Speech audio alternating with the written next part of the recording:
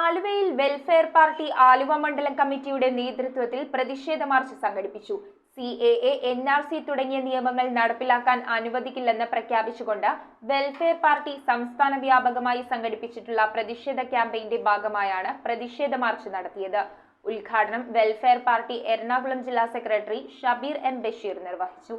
Welfare party മണ്ഡലം president Riyadh മുഹമ്മദിന്റെ അധ്യക്ഷതയിലാണ് വെൽഫെയർ പാർട്ടി എറണാകുളം ജില്ലാ സെക്രട്ടറി ഷബീർ M. ബഷീർ യോഗം ഉദ്ഘാടനം ചെയ്തത്. ഈ രാജ്യത്തെ ജനാധിപത്യം പുനഃസ്ഥാപിക്കുന്നതിനും ഈ രാജ്യത്തെ നീതിന്യായ വ്യവസ്ഥ ഉയർത്തുന്നതിനും വേണ്ടിയുള്ള അക്ഷീണ പരിശ്രമം വെൽഫെയർ പാർട്ടിയുടെ ഭാഗത്തു നിന്നും ഉണ്ടായിരിക്കുന്നതാണ്.